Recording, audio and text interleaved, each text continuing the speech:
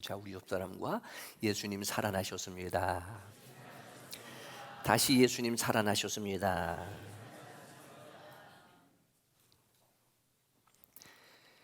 물론 믿음으로 내가 예수를 믿는다 하는 것은 마음이 중요한 것이지만 기독교는 고백의 종교이기 때문에 마음으로 믿어 의에 이르고 입으로 시인, 그래서 사도신경이 중요한 것이고 또 찬양이 중요한 것이고 선포되어지는 말씀이 중요한 이유가 이게 고백적 종교이기 때문이고 또 말씀이신 주님이 우리에게 말씀하시는 하나님의 본체이시기 때문입니다. 다시 옆 사람에게 예수님 살아나셨습니다. 근데 이게 예수님이 살아나셨다고 하는 것은 역사적인 팩트, 사실입니다. 그런데 이것이 우리에게, 나에게 굿뉴스, 복음이 되어지는 이유는 예수를 믿으면 나도 살기 때문입니다. 지금의 역사 속에 다 죽었지만 죽었다가 유일하게 살아나신 분은 예수 그리스도. 그분이 우리의 주가 되시는 것이고요. 내가 그분을 영접했다고 하는 것은 그분의 생명이 내 안에 있는, 죽어도 다시 사는 하나님의 생명, 조회. 그래서 우리 죽어요. 근데 다시 삽니다. 그래서 삶과 죽음이라고 하는 것은 종교적 문제, 특별히 신학적 문제가 되어지는 거예요. 신학하게 되어지면 하나님에 대한 학문, 물론 우리는 성경을 통해서 하나님이 어떤 분이신가를 연구하기도 하면서 소위 신론, 기독론, 교회론, 성경론, 종말론 이런 것들로 학문에 조직적으로 공부를 하기는 하지만은 사실은 하나님에 대하여 정의한다라고 하는 것은 결코 쉬운 문제가 아닙니다. 그 중에 하나가 하나님의 형상대로 지음을 받은 인간에 대한 정의가 사회학적 측면에서는 직립보행을 한다, 언어를 사용한다, 정치적 용어다, 이런 등등의 말을 하겠지만은 살아보니까 신비하다. 삶이 참 신비하다. 인생은 어떻게 보면 비밀인데 신비하다. 생명도 마찬가지예요. 분명히 내 안에 생명이 있습니다. 레위서를 보게 되어지면 피는 곧 생명이라. 내가 이제 피가 순환되어지니까. 그러니까 피만 깨끗해도 건강하고 오래 사는 거예요. 근데 분명히 내 안에 있는 내 생명인데 내 마음대로 되지가 않는 거예요. 어떻게 보면 내 인생을 지금 내 마음대로 내가 살아가고 있느냐? 참 신비하고 비밀이다. 근데 그 안에 믿음으로 산다라고 하는 것은 예수 그리스도의 십자가의 죽으심과 부활의 역사적 사건을 내가 시인하고 인정하고, 물론 신학적으로는 이것도 선택되지 아니한 자는, 하나님께서 창세전에 그리스도 예수 안에서 우리를 선택되지 아니한 자는 절대로 공부를 잘한다, IQ가 높다, 스펙이 있다고 해서 믿어지는 건 아닌데, 내가 이렇게 2000여 년 전에 십자가에 못 박혀 죽으시고 다시 살아나신 예수님이 내 죄 때문이라고 믿고 입으로 시인하는 이 자체가 이건 엄청난 사건입니다. 그래서 이것을 가리켜 제2의 창조라, 하나님이 만드신 바. 그래서 우리는 겉으로 볼 때는 별것 아닌 것 같고, 옛날에 600만 불의 사나이 우리의 몸을 가치로 말하면 그 정도의 가치가 나간다고 말하지만은 그것과 비교될 수 없는 엄청난 존재가 바로 우리가 되어지는 거예요. 그래서 이 세상에 나를 하나님이 가장 소중하게 여기신다. 그러면 나만 소중하게 여기시는가? 하나님과의 관계는 1대1의 관계, 구원은 1대1이기 때문에 나를 소중하게 여기시면 우리 모두를 하나님이 소중하게 여기시는데, 믿음이라고 하는 이 현상적 측면에서는 주의를 지키고 예배를 드리고 기도하고 찬양하는 이런 모습을 통해서 저 사람이 믿음의 사람이고 믿음으로 살고 있구나를 말하지만, 사실은 그 이상 우리가 생각하고 상상하지 못하는 그 엄청난 이 믿음의 세계가 있다. 종말론적으로 말하면 돌아갈 우리의 본향이 있고 하나님의 나라가 있고, 내가 하나님의 자녀의 권세를 가지고 이 세상을 살아가게 해주실 때에 내 뜻, 내 생각 그 이상의 초월적인 하나님의 은혜, 하나님의 사랑, 하나님의 인도, 하나님의 축복 속에서 지금 우리가 살아가고 있다. 자, 옆 사람에게 당신은 정말 소중한 사람입니다. 시작. 그래. 그래서 흔히 말하기를 사람이면 사람이냐? 사람다워야 사람이지. 사울이 이어지면 베르테리의 슬픔이라고 하는 그런 글들을 옛날에 읽었던 것들을, 그리고 파우스트라고 하는 그런 유명한 책, 독일의 문호, 르네상스 시대에 독일에서는요 괴테하게 되어지면 하늘에서 낸 인물이다. 지금도 많은 사람들이 그의 생가를 찾으면서 그를 교훈하고 추모하는 그런 나라의 이 괴테가 어떻게 하면 인생을 슬기롭게 살 수 있을까, 행복하게 살 수 있을까, 즐겁게 살 수 있을까, 잘 살 수 있을까, 5가지를 정의해 놓았습니다. 그때 당시에 그가 83세까지 살았다고 하는 것은 지금은 뭐 보편적으로 80세, 90세 되어지지만 결코 짧은 수명은 아닙니다. 근데 그가 83세 뭐 슬기롭기도 하고 존경받기도 하고 자기의 삶에 대하여 내가 참 잘 살았다라고 하는 나름대로의 처세훈 혹은 그 자체적인 인생관 하게 될 때에 5가지가 소개되어지고 있는데, 자, 첫째는 과거는 잊어라. 이거 우리나라의 유행가도 있잖아요. 과거는 묻지 마세요. 과거는 잊어라. 쓸데없이 지나간 일 가지고 후회하고 잊어버려야 할 것들은 깨끗이 잊어버려라. 이 첫 번째를 보면서 생각나는 성경 구절, 고린도후서 5장 17절. 이전 것은 지나갔으니 보라 새 것이 되었도다. 그래서 말씀드린 것처럼 기독교의 역사 의식은 직진입니다. 돌아가는 것은 윤회라고 하게 되어지면 수도 종교이고요, 기독교는 직진이에요. 직진이라는 말은 전진이고 발전이고 긍정적이고 창조적이라는 의미를 갖고 있어요. 이게 기독교의 역사 의식입니다. 그러니까 기독교적 가치관의 나라들이 다 선진국이 되어진 이유가 그들의 사고가 직진이니까, 발전이니까, 성장이니까, 미래니까, 비전이니까, 창조적이니까 나라가 발전되어지는 거예요. 우리나라가 지금 세계적으로 이렇게 부흥하고 성장하고 땅도 조그맣고 인구는 밀집되어지고 특별한 자원도 없음에도 불구하고 소위 말하는 대단한 나라, 어떻게 보면 50년 전쟁 이후에 70년 만에 소위 말하는 한강의 기적을 이뤘던 우리나라가 무엇 때문에 그런 거예요? 신앙인의 입장에서 어떻게 보면 이게 독특한 우리나라의 민족성인데, 우리나라의 민족의 역사와 교회의 역사가 함께 가는 나라가 됐기 때문에 그렇습니다. 인정하든 인정하지 않든 1948년 8월 15일을 건국기념일이라고 하게 되어질 때에 그래도 기독교의 역사 의식을 갖고 있었던 우리의 선조들이 나라를 지키고 섬기고 지도했고, 그래서 우리나라의 역사는요 기독교의 역사와 함께 가는 나라가 우리나라가 되어지는 거예요. 그래서 우리나라가 잘 사는 겁니다. 지금 괴테가 말하는 거예요. 너무 과거 그거 집착하지 말고 깨끗이 잊어버려라 라고 하는 것이 슬기로운 처세 첫 번째라고 한다면, 두 번째는요, 우리 에베소서 4장 26절에 분을 내어도 해가 지도록 분을 품지 마라, 이는 마귀가 틈을 탄다는 말씀을 보았는데, 성을 내지 마라. 될 수 있으면 성내지 마라.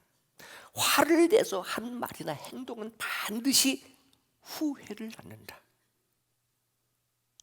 근데 우리는 반도 민족은요, 반도 국가의 민족의 정체성은 이게 성질이 다 급해요.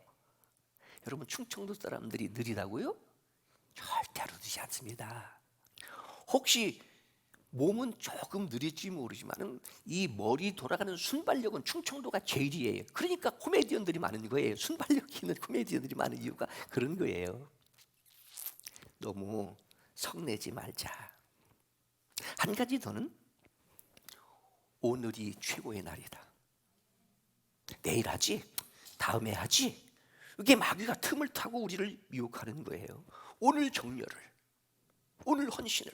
그러니까 오늘이 가장 젊은 날, 오늘이 가장 행복한 날, 오늘이 가장 좋은 날. 오늘 열심히 사는 거예요. 잘 살아야 되는 거예요.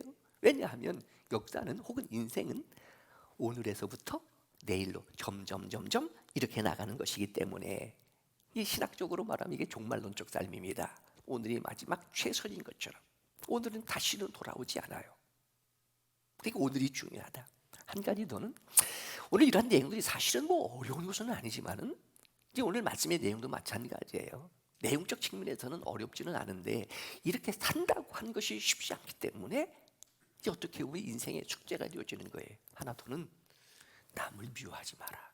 자, 옆 사람에게 나는 당신이 좋습니다. 오늘 만나니 행복합니다. 미워한다고 하는 것, 증오한다는 것은 인간을 비열하게 만들 뿐만 아니라 자기의 인격을 타락시키게 되어진다. 조금 아량을 가지고 남을 포용하라, 이런 말입니다. 이게 신앙적으로는요, 이웃을 내 몸처럼 사랑하라.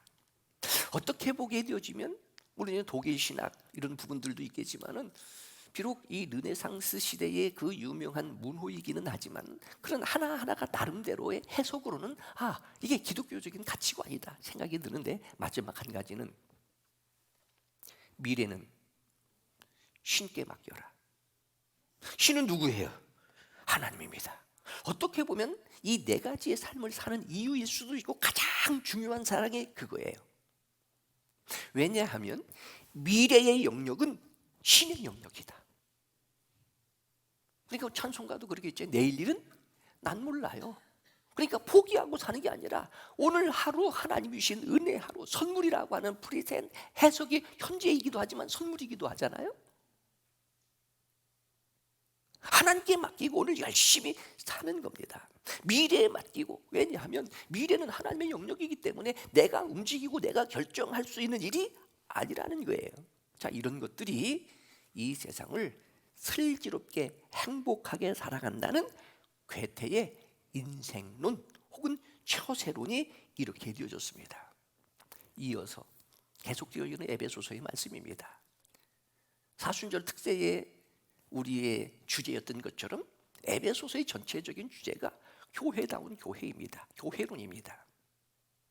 교회하게 되어지면 건물을 말하는 건 아니라는 것, 이건 일반적이잖아요. 에클레시아, 가할이라고 하는 것, 총회라고 하는 것, 이스라엘 민족이 출애굽한 그 백성들의 모임이 가할, 총회인데 이게 이제 신약 시대에 에클레시아라고 하는 단어로 번역이 되어진, 그러니까 교회다운 교회하게 되어지면 이어서 우리가 사순절 특세의 주제였던 것처럼 성도다운 성도, 그러니까 성도는 성도이어야 하고 교회는 교회이어야 하고 조금 더 구체적으로 교회 안에서 목사는 목사이어야 하고 성도는 성도, 집사는 집사, 장로는 장로이어야 하는데 오늘 계속되어지는 말씀입니다. 에베소서가 6장까지 있어요. 전반부는 이게 이제 서신서로 기록되어진, 이게 어떻게 보면은 바울 서신의 특성이기도 하고 구분이기도 한데 1장에서부터 3장까지의 전체적인 주제는 이신칭의 믿음으로 말미암아 의롭다함을 받는 거예요. 하나님 우리를 창세전에 선택하신 성부 하나님의 일, 예수 그리스도께서 십자가에서 자신의 생명을 내어놓고 우리를 속량하신 제2위 예수 그리스도의 일, 그 3위의 성령께서 우리를 인치시고 보증해 주시고, 이러한 믿음으로 우리가 의롭다함을 받게 되어지는데 이 자체가 하나님의 은혜라. 그래서 에베소서 2장 8절 너희가 그 은혜로 인하여 믿음으로 말미암아 구원을 얻게 되어지는데 이 믿음조차도 하나님께서 선물로 주셔서, 왜? 은혜를 은혜되게 하기 위해서 하나님이 은사를 주시는데 이 은사를 가지고 믿어야 은혜가 은혜되어지니까. 이런 종교가 없어요. 살면서 정말로 내가 기독교인이 되어졌고 예수 믿게 되어진 것이 엄청난 축복, 이것 하나만으로도 아무리 이 세상이 힘들고 어려워도 내가 세상을 살 충분한 이유가 있다. 이제 4장에서부터 6장까지는요 우리가 해야 할 일이에요. 만약에 이 일조차까지도 하나님이 다 그렇게 알아서 해주신다면 우리의 생각이, 우리의 인격이, 우리의 성품이, 우리의 자유가 무슨 의미가 있느냐 하는 거예요. 그렇게 되어지면 입력시켜 놓은 챗 GPT와 마찬가지지요. 그렇게 살고 싶냐 하는 거예요. 그렇게 되어지면 거기에 노예가 되어져 가는 거예요. 그렇지 않다. 우리에게 주신 소위 자유라고 하는 것, 그러면 성도다운 성도, 교회다운 교회 어떤 모습이어야 되느냐라고 하는 것이 다시 에베소서 4장에 의해서는 우리 모두가 다 하나가 되어야 된다. 각자이지만 우리는 그리스도의 공동체. 그래서 올 한 해에 코로나19로 각자 흩어져 있던 것들이 조금 더 편안하고 그냥 혼자 있는 것이 좋다 했을지 모르지만은 사람은 절대로 혼자 사는 게 아니에요. 공동체예요.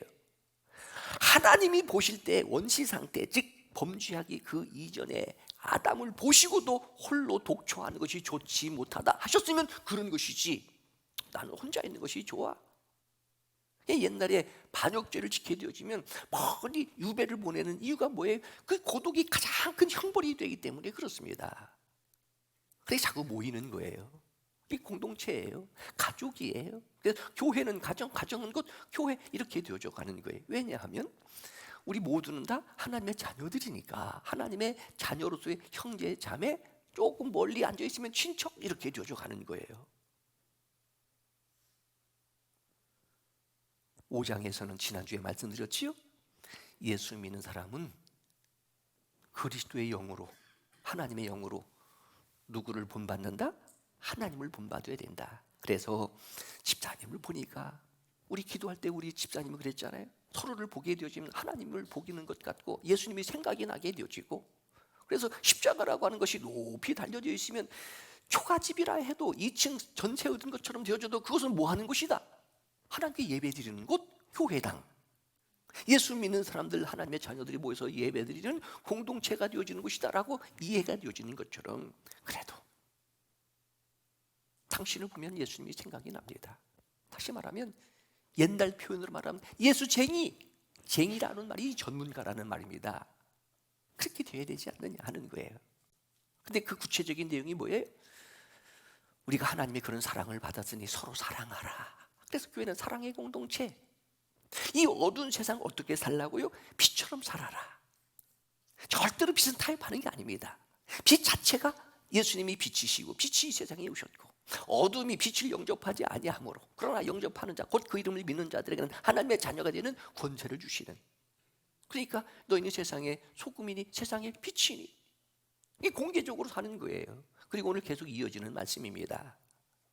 조금 구분해서 말씀을 함께 나누지만은 이 모든 것들은 서로 유기적 관계를 가지고 있다.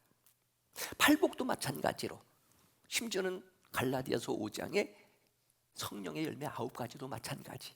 우리 몸으로 말하면 눈에 보이는 외과의 요소들이 있습니다. 눈, 코, 귀, 입, 손, 발. 그러나 보이지 아니하는 내과의 요소들, 즉 오장육부도 있게 되어진다. 이게 같이 연결이 되어지고 유기적으로 서로 협조가 되어져야 지금 움직이고 활동하고 건강하고 지금 인격이 되고 사람이 되어지는 것이지, 코는 코대로 떨어져 있고 간은 간대로 떨어져 있고 이걸 인간이라고 하느냐 하는 거예요. 신앙도 마찬가지예요. 삼위일체도 마찬가지고요. 1위가 떨어져 있고 2위가 떨어져 있고 3위가 떨어지는 것이 아니라 삼위일체가 되어지는 것처럼 하나님을 본받는 자 서로 사랑하고 세상에서 빛처럼 살아가고, 오늘 말씀도 2가지 주제예요. 첫째는 지혜로운 자가 되어야 하고, 한 가지 더는 성령 충만해야 되고. 충만이라는 단어가 뭐예요? 가득 채운다는 말입니다. 비우지 않는다는 말입니다. 우리의 마음을 가득 채우는데 무엇으로 채운다? 성령으로 채운다. 성령 충만이라고 하는 것은 말씀이 성령의 감동으로 되어져 있고 하나님이 성령의 하나님이시고, 그러면 하나님 생각으로 말씀으로, 그러다 보니까 마음에 기쁨이 넘치고 감사가 넘치고, 세상 사람들이 보기에 될 때에 겉으로는 똑같은데 말이 달라, 표정이 달라, 삶의 스타일이 달라요. 이렇게 성도다운 성도를 교훈하고 있는 것이 오늘의 말씀입니다. 어려운 내용은 아니기 때문에 뭐 특별히 깊이 있게 뭐 수준 있게 설명하지 않아도 다 이해가 되어지는 말씀인데, 문제는 요한계시록 1장 3절의 말씀처럼 이 말씀을 듣고 지켜 행하는 것. 그래서 이 세상에서 가장 먼 게 뭐다? 머리에서부터 가슴까지 오는 거. 이게 한 30cm 정도밖에 되지 아니하는데, 근데 여기에서 어디로 가는 게 이제 여기까지는 와요. 이제 어디로 가는 것? 이제 발까지로 가서 행동하는 것. 행함이 없는 믿음은 죽은 믿음이다. 살아있는 것 같지만, 그러니까 어떻게 보면 무늬만 크리스찬이에요. 오늘 이것이 문제라. 그래서 오늘 이런 말씀을 나누면서 나름대로는 우리의 믿음이 애국의 믿음이고, 우리가 잘 되어야 오늘 말씀처럼 지혜롭게 행하고 서로 사랑하고 어두운 세상에 빛으로 살게 되어지고 성령 충만하게 사는 이것이 내 신앙의 인격만을 위해서가 아니라, 저 사람은 정말로 인격적이고 믿음 좋고 칭찬받고 존경받고 정말로 저 사람은 대단한 사람이야 정도가 아니라, 그것을 넘어서서 이런 그리스도인들이 이 세상에 있고 이런 그리스도의 모임인 교회가 이 세상에 이렇게 많이 있는데, 우리가 오늘 말씀처럼 하나님을 본받고 서로 사랑하고 어두운 세상에 빛으로 살고 오늘 말씀에 지혜롭게 살고 또 성령의 인도를 받으면서 사는, 그것이 나라를 살리는, 나라를 지키는, 이 세상을 거룩하게 만드는, 이 세상을 의롭게 만들게 되어지는, 이것이 뭐예요? 하나님의 백성들이 움직이는 곳이 뭐가 되어진다? 하나님의 나라가 확장되어지고, 내가 이 세상에 비치니까 어두운 이 세상에 내가 가게 되면 환하게 비춰지게 되어지고, 어떻게 살아야 될지 술 취하고 방탕한 사람들이 성령 충만한 내가 가게 되어지면 은혜가 되고, 이런 것이 그리스도의 삶이라고 오늘 기록되어진 말씀에 기록이 되어져 있는 겁니다. 그러니까 개인적으로는 내 자신만을 위해서 신앙생활하는 것이 아니라 조금 교회, 내 믿음이 교회의 믿음이고, 우리 교회가 이 시대의 이 나라를, 이 세상을 지키가는 최후의 보루가 되어지는 사명감 가지고 우리 신앙생활을 하자. 말씀드린 것처럼 농사짓고 해서 내가 다 먹고 사는 건 아니잖아요. 물론 경제적인 그런 과정을 통해서 서로 팔고 내다 또 그 일을 또 계속 해야 되니까, 내가 농사짓고 내가 딸기, 내가 포도, 내가 복숭아, 내가 사과 해가지고 그거 사람들에게 공급되어지잖아요. 이런 열매를 맺으면 하나님이 영광을 받으시고 너희가 나의 참 제자가 되리라 하는 것처럼, 그러니까 그리스도인으로서의 이 세상을 살아가는, 정말로 이신칭의 믿음으로 구원받은 그리스도인, 내 대신 십자가에 못 박혀 죽으시고 다시 살아나신 예수를 믿는 거듭난 그리스도인, 구원의 확신이 있다면 그것이 외적으로, 사회적으로, 삶 속에서 나타나는 모습이 무엇이다? 오늘과 같은 그런 말씀이어야 된다는 겁니다. 자, 오늘 옆 사람과 오늘 말씀의 은혜 받읍시다. 그러면 어떻게 살아야 돼요? 우리 이렇게 살도록 몸부림치지 않은 거예요. 그러니까 바울, 이렇게 살기 위하여 자신을 쳐서 복종시키는 경건의 훈련, 기도의 훈련, 말씀의 훈련, 예배의 훈련, 교회의 훈련을 하지 아니하면 인간은 본질상 죄인이니까 죄의 쓴 뿌리가 있게 되어지고, 아직도 남아있는 육체의 소욕들, 내가 직접 십자가에서 내가 죽은 게 아니니까 내 죄를 대신해서 전가하여 예수께서 죽으신 분이기 때문에 나는 그분을 믿음으로 내가 의롭다함을 받은 것이지, 나는 아직도 죄성을 그대로 가지고 있어요. 그래서 이것이 죽어야 새로운 삶의 시작이 되어지는 것. 그래서 그리스도인의 죽음은 축복입니다. 바울, 나는 날마다 죽노라. 오늘 한번 생각해 봐요. 오늘 말씀을 통해서 한번 마음속에 다짐도 해보고 각오도 해보고 결심도 해보고 기도의 제목도 되어지고, 오늘 말씀은 두 주제로 설명되어질 수 있습니다. 첫째는 지혜예요, 지혜. 두 번째는 성령입니다. 오늘 말씀 17절, 15절 이렇게 시작되어서 너희가 어떻게 행할지를 자세히 주의하여 지혜 없는 자, 우리는 지혜 있는 자. 세상은 지혜 없는 자가 있고 지혜 있는 자가 있구나. 근데 이 지혜 없는 자는요, 뒤 이어서 보게 되어지면은 방탕한 자, 어리석은 자라고도 설명되어지는 부분이 있어요. 자, 우리는 어떤 사람이에요? 지혜 있는 자. 물론 신학적으로는요, 예수 그리스도가 곧 지혜입니다. 하나님이 지혜이십니다. 성경이 지혜입니다. 그러니까 우리가 뭐예요? 지혜 있는 사람이에요. 우리는 지혜라는 단어적 측면에서는 무엇이 옳고 그른 것을 분별할 수 있는 통찰력, 이것이 지혜라는 단어의 의미예요. 그런데 소피아라고 하는 성경적 측면에서의 이 지혜는 단순히 현명하여 무엇이 옳고 그름인가를 분별할 수 있는 통찰력으로 끝나는 것이 아니라, 솔로몬이 지혜의 왕이잖아요. 잠언이 지혜의 서신이잖아요.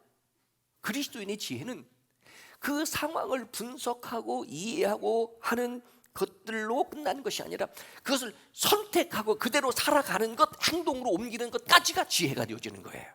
그래서 예수님이 지혜이시니까 그분이 이 세상에 오셔서 십자가에서 친히 못 박혀 죽으시고 하나님의 뜻이니까 그렇게 살아가신 것이 지혜가 되듯이, 말씀드린 것처럼 또 한 가지는 지혜는요 하나님이 주시는 겁니다. 공부 많이 했다고 해서 뭐 스펙 있다고 해서 금수저라고 해서 지혜로운 것은 아니에요. 우리 할머니 시대는 무학이었습니다. 찬송가도 곡조도 없었어요. 그냥 글씨만 써 있었어요. 그런데 그분들이 교회 생활하고 세상을 살아가는 삶의 지혜는 지금 못 따라가요. 왜? 하나님이 주시는 지혜이니까.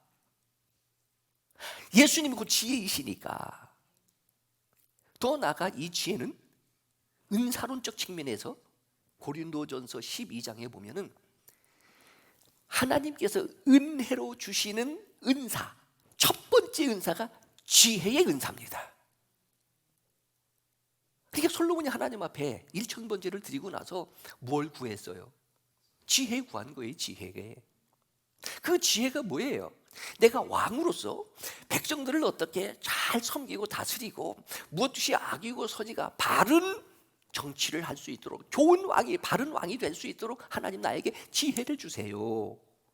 하나님이 감동하셔서 지혜뿐만 아니라 그가 구하지도 아니한 부와 수도 주셨다. 행함을 강조하고 있는 야고보서에서도 행함인데도 불구하고 첫 번째가 뭐예요? 너희 중에 누구든지, 이게 이제 야고보서 1장 5절 바로 첫 번에 나오는 주제가 그거예요. 너희 중에 누구든지 지혜가 부족하거든 꾸짖지 아니하시고 후히 주시는 하나님께 구하라. 먼저 뭐 구하라고요? 지혜 구하라. 이 세상을 지혜롭게 사는 것, 지혜 있는 자 같이 되어야 한다. 근데 지혜를 아는 것으로 끝나는 것이 아니라 지혜롭게 행동해야 되는 거예요. 어떻게 행해야 할 것인지 행동하는 거예요. 비컴이 되어지는 거예요. 그래서 말씀의 성육신. 자, 그러면 지혜로운 자가 어떤 자를 오늘 말씀에서 설명하고 있을까? 첫째는요, 어떻게 행할지를 자세히 주의하여 보는 것이 지혜이다. 어떻게 행하는 것. 그러니까 그냥 내가 살고 싶은 대로 살고 기분대로 살고 분위기 따라 살고 그러는 것이 아니라 자세히 주의하여, 이것은 어떻게 행할지를 깊이 생각하고 기도하고 그리스도인으로 목사로 자세히 좀 생각 좀 하면서 그렇게 살아라 하는 그런 의미를 갖고 있는 거예요. 쉽게 말하면 말씀을 들었어요. 들은 말씀대로 살아요. 여러분, 설교 듣는 이유가 뭐예요? 목사가 얼마만큼 지식이 있는가, 말을 잘하는가, 설교를 잘하는가, 준비했는가, 이거 평가하고 반석하고 분석하고 점수 매기려고 여러분 앉아서 듣는 거예요? 그 말씀을 들었으면 이 말씀이 영혼의 양식도 되어지니까 그 말씀을 듣고 이 말씀대로 살기 위하여 전하는 것이라, 또 듣는 것이라, 예배를 드리는 것이라. 그러니까 들은 말씀대로, 읽은 말씀대로, 그래 이렇게 살려고 좀 한번 몸부림쳐 보자. 어떻게 살려고요? 지혜롭게 살려고. 자세히 좀 분석해보고 생각해보고 주의하여 보고 살펴보고 이렇게 해주실 때 한 가지 전제가 있습니다. 우선순위예요. 우선순위. 어떻게 행할지를. 그러니까 내가 거듭난 그리스도인이에요? 그러니 목사예요, 성도예요. 그럼 어떻게 행할지를, 어떻게 행할지를. 아, 이게 하나님께 영광이 되느냐, 교회에 유익이 되느냐, 덕이 되느냐, 은혜가 되느냐, 이것을 자세히 살펴보고 그렇다면 그렇게 행하라. 반대로 이렇게 너는 좋을지 모르지만 네가 목사로, 성도로, 예수 믿는 사람으로 그렇게 행동하고 그렇게 살아서는 사람들에게 해가 되고 손해가 되고 부담이 된다면 그렇게 하지 말아라, 그런 말입니다. 그러니까 바울 이런 가치관을 갖고 있기 때문에 살아도 주를 위하여 살고 죽어도 주를 위하여 죽고, 심지어는요 먹든지 마시든지 무엇을 하든지 하나님의 영광 자세히 주의하여, 아, 이것이 하나님께 영광이구나 라고 산 것처럼. 이게 무슨 삶이라고요? 지혜 있는 삶. 옆 사람 얼굴을 보고 자세히 보고 자세히 주의해봐요. 옆 사람 오늘 표현대로 자세히 한번 주의해봐요. 아, 코가 어떡하네, 립스틱이 있었네, 이 정도 차이가 아니라 자세히 보니까 옆 사람에게 역시 지혜로운 사람입니다. 시작. 오늘 예배드리는 여러분 모두는 다 지혜로운 사람들이에요. 지혜로운 사람들이 지혜 없는 자처럼 그렇게 살지 말아라. 자세히 관찰하고 선택해서 깊이 생각해보고 지혜 있게 살아라. 뭐 쉽게 말하면 흔히 말하는 대로 코람데오, 더 나아가서 이신칭이, 즉 의인은 오직 믿음으로 말미암아 살리라. 이게 믿음이냐? 사람들로 하여금 믿음이구나로 인정받게 이루어지는 것. 또 한 가지가 있죠. 16절입니다. 세월을 아끼는 자가 지혜 있는 자예요. 근데 이 아낀다라고 하는 것 조금 선수한 단어이기는 하지만 엑소그라조라고 하는 이 원어는요 굉장히 중요한 신학적 단어입니다. 속량 그런 뜻을 갖고 있어요. 예수 그리스도께서 죄에 노예된 우리들을 구원해 주신 것, 이것이 여기서 말하는 아끼다라는 거예요. 다시 말하면 이때 당시에 노예가 있었어요. 노예에게 속전을 주고 그 노예를 구해내서 그 노예 증서를 찢어서 이제부터는 자유, 나에게 뭐가 있는 거예요? 시간이 있어요, 생명이 있어요, 자유가 있어요. 근데 이 자유로 내가 이 세상을 살아가는 이 삶이 너무너무 행복하고 고맙고 감사한데 이거 시간을 뭐 해라? 아껴라. 그래서 이것은 시간을 돈을 주고 살 수 있으면 살아, 이런 말도 되어지는 겁니다. 시간을 구속하라, 그런 말도 되어지는 겁니다. 근데 그 주어진 시간을 구속하고 시간을 사는데 사는 그 시간에 아끼는 것이 뭐예요? 지나가는 세월을 붙들 수 있어요? 선용하는 거예요. 좋은 일을 하는 거예요. 예배드리고, 힘들고 어려운 사람 있으면, 고독한 사람 있으면, 상처받은 사람 있으면, 배고픈 사람 있으면 내가 그들을 찾아가서 뭐 해주는 것? 도와주는 것. 왜냐하면 이제 언젠가는 인생이 70이고 강건하면 80이에요. 하고 싶어도 하지 못할 그런 날이 있게 되어진다.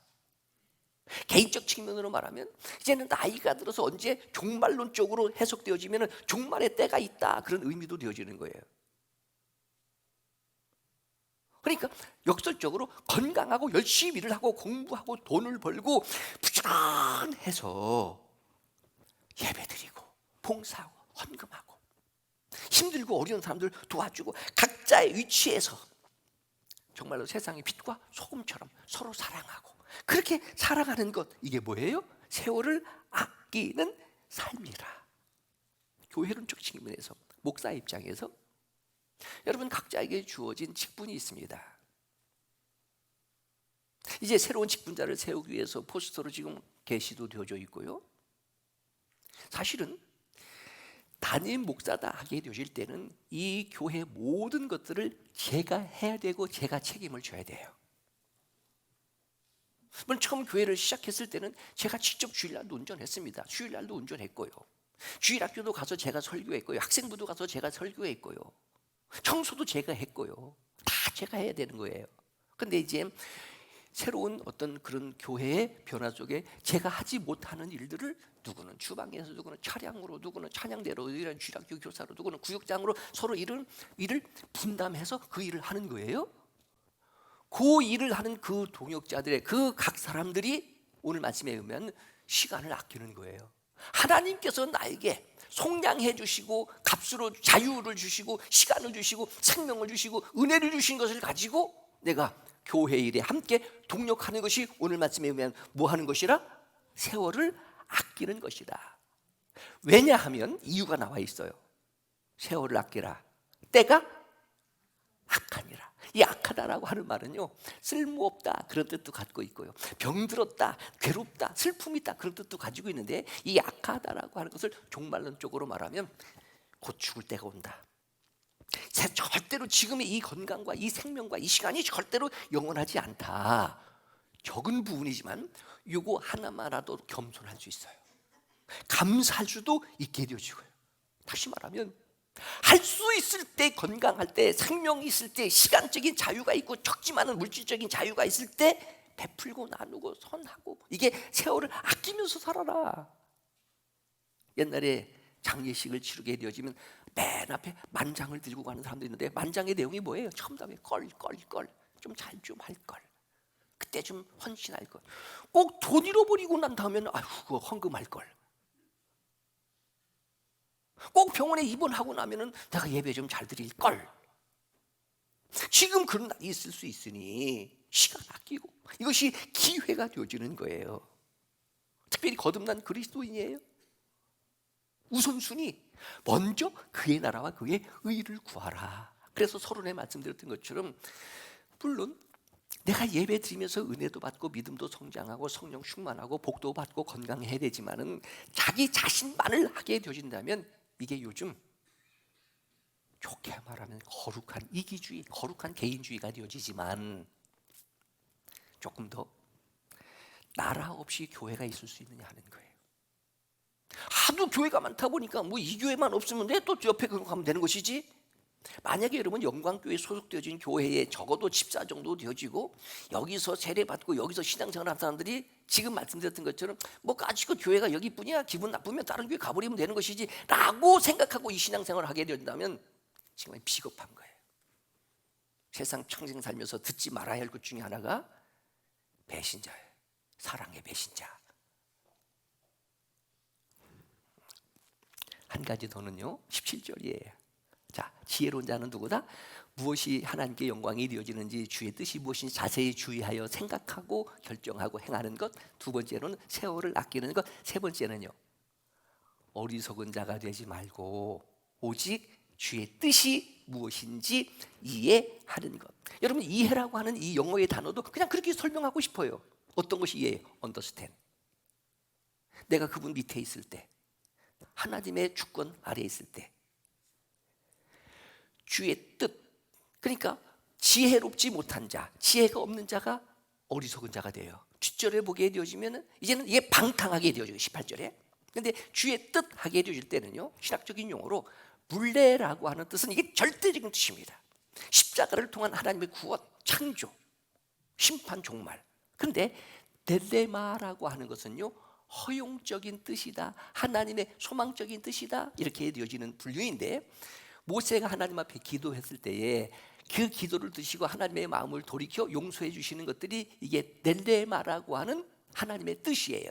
바로 여기서 사용되어지는 주의 뜻이 델레마입니다. 지혜 없는 자, 어리석은 자가 되지 말고 주의 뜻, 하나님의 바램, 하나님의 목적, 하나님의 의도, 누구에게 향한, 나에게 향하신 그 뜻이 무엇인지 이해하라. 이것이 누구라고요? 지혜로운 자라. 예수님 산상보훈의 천국 백성의 윤리를 설명하고 있는 마태복음 5장, 6장, 7장 마지막 7장의 결론에 비유로 말씀하셨잖아요. 지혜로운 자, 어리석은 자. 누가 지혜로운 자예요? 인생을 반석 위에 집을 치는 자. 인생을 어떻게 반석 위에 집을 지어요? 하나님의 말씀을 듣고 지켜 행하는 자는 반석 위에 집을 짓는 것 같은 지혜로운 자이지만, 미련하고 어리석은 자는 모래 위에 집을 지어요. 그러면 태풍이 일고 창수가 일고 바람이 불어오면 이게 쓰러지는 거예요. 이게 비유로 이렇게 설명되어지고 있는 것처럼. 그러니까 여러분, 바쁘게 산다, 열심히 산다, 부지런하게 산다고 해서 잘 사는 것이 아니라, 그게 지혜로운 것이 아니라, 신앙은요, 하나님이 나에게 대한 기대가 무엇일까, 바람이 무엇일까. 그러니까 신앙생활 편하게 하면 안 돼요. 신앙생활 난 아무런 부담 없이 편안하다, 이건 개인주의 신앙이에요. 부담을 가져야 돼요. 그러나 행복해야 돼요. 일이 힘든 것이 아니라 마음이 힘드니까 그러는 거예요. 그러니까 뭐가 필요하다? 성령 충만함을 받으라. 술 취하지 말라. 이 술 취하지 말라는 것 때문에 사람들이 혹 조금 위로가 될 수도 몰라요. 나는 술만 마시지 취하지는 않아. 일상적이지만 뭐 술을 먹는다, 이것 가지고 구원받는다, 천국 가고 지옥 간다, 이렇게 얘기하고 싶지는 않은데, 만약에 어쩔 수 없이 한잔 해야 될 것 같으면 이 동네에서는 하지 마요. 부산 가서 먹고 와요. 서울 가서 먹고 오든지. 왜냐하면 우리 청년들이 아르바이트를 하게 되어지면, 나는 청년들을 몰라도 청년들이 지금 집사님이 왔는데 이슬, 참이슬, 이걸 찾는다는 거예요. 술 취하지 말라라고 하는 이 단어는 한 잔, 두 잔 취하지 않게 한다, 이 개념이 아니라 술이 취하게 한다, 이런 뜻을 갖고 있어요. 그러니까 처음에는 사람이 술을 먹고 술이 술을 먹고 술이 사람을 먹는다. 술이 사람을 취하게 해서 방탕하게 만든다. 방탕하니까 뭐예요? 시끄러워요, 싸워요, 싸나워요, 거칠어져요. 이게 방탕하는 거예요. 지 멋대로 살아가게 되어지는 거예요. 그러지 말고 오직 성령의 충만함을 받으라. 이 성령 충만함을 받으라라고 하는 이 단어도요, 절대적인 명령입니다. 받으라면 받는 거예요. 이게 믿음이고 이게 순종이고 동시에 계속적 명령이에요. 수동형으로서 받으라. 그러니까 수동형으로서 받는데, 주시는 그분이 받는 우리보다 더 큰 꿈을, 기대를, 희망을, 목적을 가지고 있다. 받아서 어떻게 살았으면 좋겠다? 술 취하지 않고 방탕하지 않고 성령 충만하여 성령의 인도를 받으면서 살았으면 좋겠다. 성령 주시는 그분의 기대. 그런데 성령 충만한 그런 모습이 19절 이하에 보면 몇 가지가 나옵니다. 첫째로 시와 찬미와 신령한 노래들로 서로 화답하며 서로 화답하며, 그러니까 앞에서 찬양 인도하게 될 때 좀 따라 부르고요. 중요한 것, 너희 마음으로 주께 노래하며. 마음. 그러니까 성령 충만하면 제일 먼저 무슨 변화가 있다? 마음의 변화가 있는 거예요. 아무것도 염려하지 말고 오직 모든 일에 기도와 간구로 감사함으로 하나님께 아뢰라. 그리하면 모든 지각에 뛰어난 하나님의 평강이 너희의 마음과 생각을 지키시리라. 그러니까 주변으로 우겨싸임을 당한 답답한 현실인데 기도하고 은혜 받고 성령 충만하게 되어지면 보이는 거예요. 보여. 여러분, 저는 딱 교회에 오게 되어지면 교회 모든 것들이 다 보입니다. 제 눈안에는. 제 눈은 다 보여요. 왜냐하면 제 마음속에 교회로 충만해 있으니까, 교회로 가득 채워져 있으니까. 마음으로 주께 노래하라. 한국은요 서정적인 형용사적 민족이기 때문에 새가 노래하는 거라고 하지 않고 새가 운다고 말하는데, 외국 사람들은요 새가 노래한다 그렇게 한다는 거예요. 노래하라. 주께, 마음으로 주께 노래하라. 두 번째는요, 하나님께 감사. 범사에 예수 그리스도의 이름으로 항상 하나님께 감사. 기기감. 이것이 너희에게 향하신 하나님의 뜻이니라. 그러니까 우리는요 믿음의 대상이 분명히 있어요. 감사의 대상도 분명히 있고요. 세상은요 다른 종교는 대상이 없습니다. 누구에게 감사해요? 누구에게? 하늘 딸편? 범실론? 우리는요 전능하사 천지를 만드신 하나님이 분명히 신앙의 대상이 있다. 감사의 대상이 있다. 바로 그 하나님께 감사. 범사에 감사니까 잘 될 때, 안 될 때, 힘들 때, 어려울 때에도 하나님의 깊으신 뜻을 이해하면서 주의 뜻이 무엇인지 분별하면서, 한 가지 더는 22절입니다. 21절인가요? 서로 피차 복종하라. 여기에서부터 이제는 부부의 관계까지, 부모와 자식과의 관계까지, 직장 생활하는 사회적 관계까지 계속 연결시켜지는, 어떻게 보면 칡을 캘 때에 머리만 캤는데 칡뿌리들이 막 옮겨 나오는 것처럼, 고구마를 하나 캐니까 쫙 달려 나오는 것처럼 여기서부터 이렇게 시작이 되어져 가는 거예요. 결론, 우리는 지혜로운 사람입니다. 거듭난 하나님의 사람이에요. 지혜도 하나님 주시는 은사이고요. 그렇다면 우리 어떻게 살아야 할까? 조금 이런 말씀 속에 몸부림치면서 기도하고 예배드리고 주일 지키고 말씀 듣고, 아니 또 말씀도 읽고 묵상하면서 오늘 내용처럼 지혜롭게 성령 충만. 그러면 충만이니까 막 내 마음에 성령이 통치하는 나라 의와 희락과 평강, 그러니까 좋은 거예요. 근데 이런 사람 만나게 되어지면 사람이 막 붙게 되는 매력도 있게 되어지고요. 이런 영광의 성도들이 될 수 있기를 축원합니다. 기도하겠습니다. 하나님 아버지,